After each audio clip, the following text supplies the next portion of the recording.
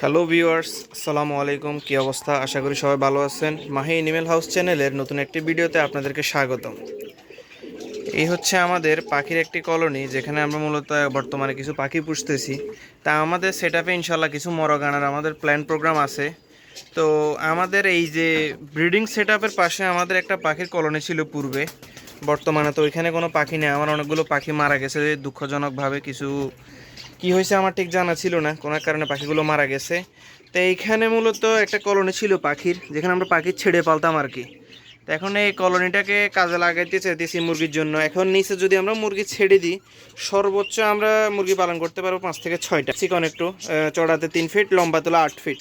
তো সর্বোচ্চ 5টা মুরগি পালন করতে হতো। এই জন্য আমরা চিন্তা করতেছি এই যে প্লেসটা, এই প্লেসটাতে আমরা দোতলা বিশিষ্ট একটি খাঁচা তৈরি করব। মানে সাইড তো আছে, শুধু সামনে একটা তাক তৈরি করে দিয়ে, কাঠ দিয়ে তাক তৈরি করে দিয়ে আমরা এখানে সামনে নেট সিস্টেম করে একটা খাঁচা বানাবো। ইনশাল্লাহ কাজ কীভাবে করতেছি বা মাফকে আপনাদেরকে জানানোর চেষ্টা করব, এবং কি এখানে ইনশাল্লাহ আগামীতে যদি ফেন্সি কোনো মরগ এনে থাকি আপনাদেরকে আমরা দেখানোর চেষ্টা করব। এই কাঠগুলো ক্রয় করছি এই খাঁচাগুলো বানানোর জন্য। ইনশাল্লাহ এই কাঠগুলো দিয়ে হয়ে যাবে আমাদের আশা। দেখি ইনশাল্লাহ, তো বানানোর প্রসেসটা আপনাদের সাথে শেয়ার করবো ইনশাল্লাহ। মুরগি যেহেতু একটু লম্বা হয়, কারণ আমরা হয়তো বড় জাতের মুরগিও আনতে পারি ছাদে, এই জন্য মূলত আমরা এখানে এক একটার হাইট দিছি 2 ফিট উচ্চতা করে। নিচ থেকে 2 ফিট উচ্চতা একটা হবে, আবার এখান থেকে 2 ফিট উচ্চতা আর একটা হবে। মানে এখানে মোট 3টা খাঁচা হবে, একটার উপর একটা।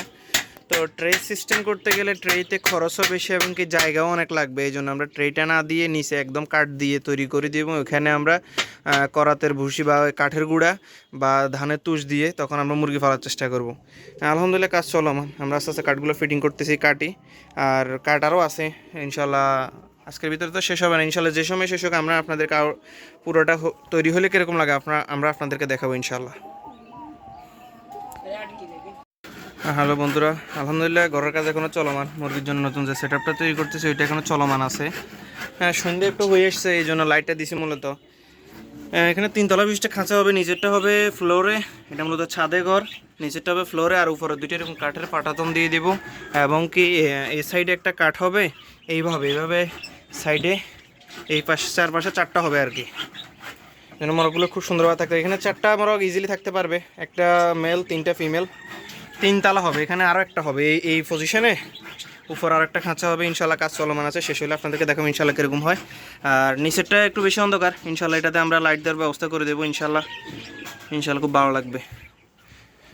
হ্যাঁ, খাঁচার কাজ আলহামদুলিল্লাহ অনেকটাই আগাই গেছে। আমরা ফ্রেম এবং স্ট্রাকচারটা রেডি করছি। এটা পুরোপুরি রেডি হয়েছে। মানে আমরা সাইডে একটা কাঠ দিছি, যেন ওই যে করাতের ভুসি, কাঠের গুঁড়া বা ধানের তুষ দিলে যেন ফড়ি না যায়, এটা দিছি।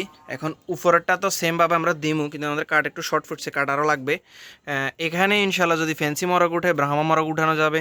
এখানে এর থেকে ছোটো কিছু ব্রাহ্মা এখানেও ফালা যাবে। অনেক জায়গা মনে করেন বিতর্গত 2 ফিট করে আছে, এটাও 2 ফিট।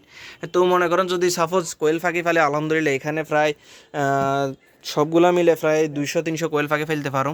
আবার যদি মরগ ফালি তো আলহামদুলিল্লাহ এক সেট আপে মনে করেন 4টা করে মরগ ফালা দেবো।